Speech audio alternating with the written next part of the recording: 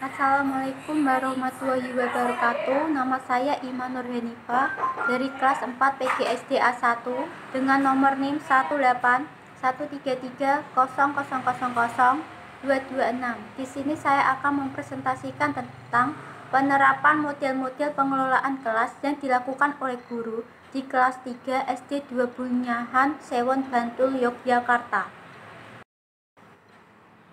Pada bab 2 kajian teori. A. Kajian tentang model-model pengelolaan kelas. Pengertian pengelolaan kelas adalah berbagai cara atau upaya yang dilakukan seperti menciptakan, memperbaiki, dan memelihara situasi, organisasi, maupun segala sarana dan prasarana yang digunakan atau mendukung proses pembelajaran agar proses pembelajaran yang dialami siswa dapat berjalan dengan efektif.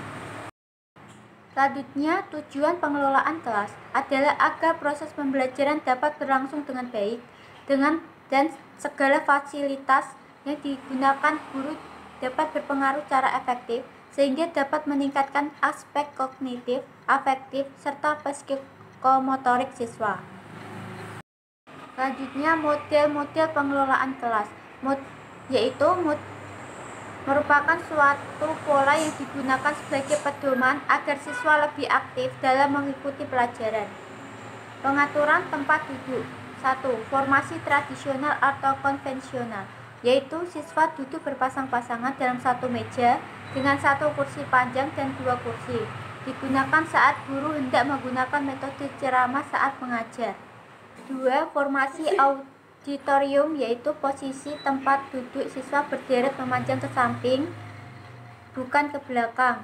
Digunakan saat guru hendak menggunakan metode ceramah dan tanya jawab.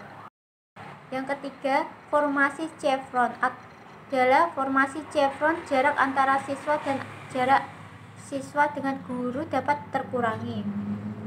Digunakan guru saat hendak menggunakan metode ceramah, interaktif, tanya jawab, dan diskusi kelompok. 4. Formasi kelas bentuk U. Pada formasi ini, guru dapat memindahkan siswa yang di deretan bangku kanan berderetan bangku kiri, dan sebaliknya tergantung kreativitas guru dalam menempatkan siswa. Formasi ini sangat tepat dilakukan belajar yang dilakukan dengan diskusi, presentasi, dan kerja tim. Formasi meja pertemuan. Formasi ini dapat digunakan dengan cara membagi siswa menjadi beberapa kelompok di dalam kelas, yang mana guru biasanya memberikan tugas kelompok untuk diselesaikan secara kolektif. Formasi konferensi, yaitu meja panjang didekatkan satu persatu dalam bentuk memanjang sehingga berbentuk kumpulan meja berbentuk persegi panjang. Kemudian para siswa duduk di kursi yang mengelilingi meja-meja persegi panjang tersebut.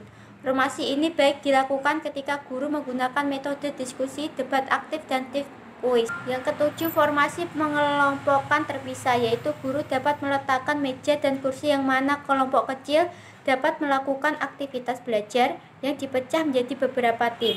Yang kedelapan, formasi tempat kerja, yaitu meja dibedakan menurut bagiannya masing-masing, tempat yang saling berhadapan. Formasi ini dilakukan pada saat melakukan pembelajaran di laboratorium. Yang kesembilan, formasi kelompok untuk kelompok, yaitu di mana terdapat beberapa kelompok yang duduk dalam satu meja persegi berukuran besar sehingga duduk saling berhadapan. Digunakan untuk melakukan diskusi atau penyusunan permainan peran, debat, dan observasi pada kegiatan kelompok. Formasi lingkaran, yaitu pengaturan tempat duduk disusun melingkar tanpa menggunakan meja dan kursi, digunakan pada saat belajar mengajar kelompok. Yang terakhir, yang ke-11, formasi peripheral, yaitu meja ditempatkan di belakang siswa. Guru dapat menyuruh siswa memutar kursi-kursinya secara melingkar saat guru menginginkan diskusi kelompok. Digunakan saat berdiskusi kelompok.